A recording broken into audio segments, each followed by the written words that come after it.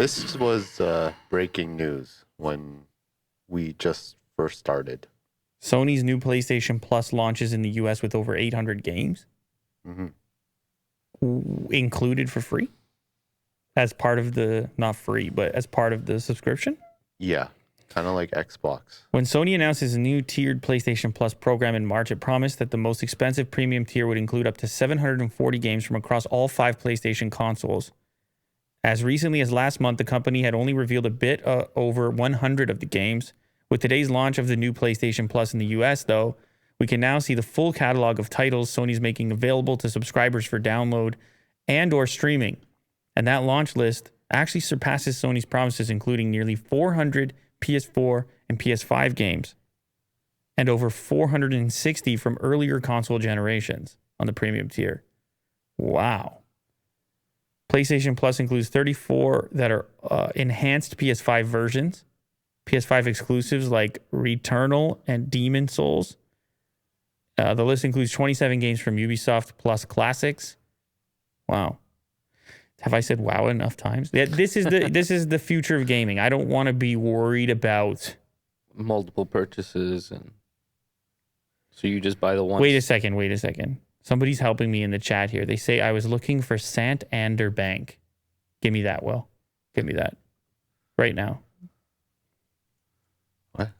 The bank. Give me that. He wants the bank logo. I want the bank logo. This is what somebody says I was thinking. Okay, yeah. Yeah. 3 fries. They stole those fries. They're exactly the 3 fries. Where is this bank from, though? Poland. Very similar and nearby the new Russian McDonald's. Thank you for that. That's helpful. I don't know. Do you see how bank logos look like that logo, though? This one is like the burger and fries, but the fries are just on top of the burger. It also kind of looks like a flame, though. Anyway, like a little candlelight. Okay, go back to somebody else says the Marriott logo. What is the Marriott logo?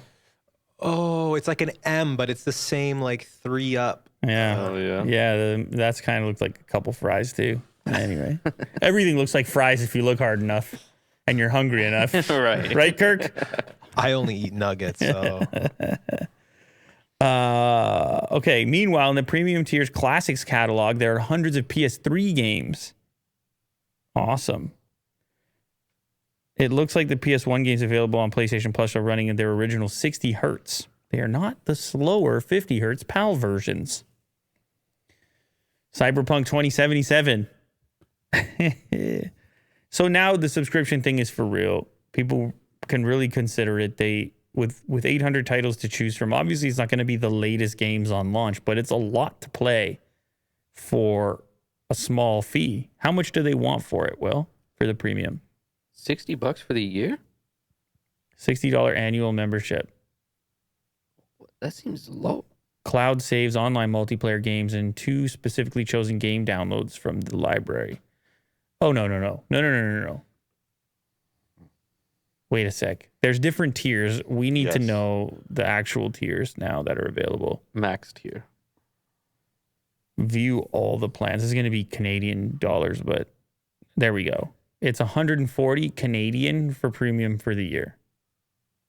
So it's the cost of 2 games, give or take, right? Yeah. And how many games do you get to have on you? Well, you can stream them. You Okay. can just play them immediately, or you can download them, any of the 800 in the list. Okay. But you also get, there's other things included, right?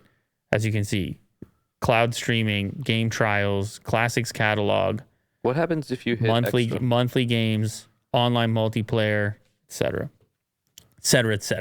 Oh, it's just cheaper. I see. Okay. Yeah, you get less stuff with the other subscriptions. Got it. You might just play online, or you need one of them for online multiplayer, regardless. Yeah, I guess. Either way, this is cool. This is very cool. Well, I just like the lack of friction in trying more games because you're really committed when you buy them. It's a lot of commitment, and if you can't really play games like Netflix, like just load one up, no commitment. Right. Hey, maybe I get into it, maybe I won't. A more casual initial interaction with a game. That's why I used to love demos. Right. Yeah. I used to subscribe to actual gaming magazines that would send a disc with a few demos on it. So you could test it out before you make the purchase. It would be so exciting to have such low commitment opportunity to try out games that you wouldn't ever try otherwise. Remember renting games? Well, renting, obviously. Yeah, that was Best Buy. For That me, was it was a- Best Buy. that was awesome too.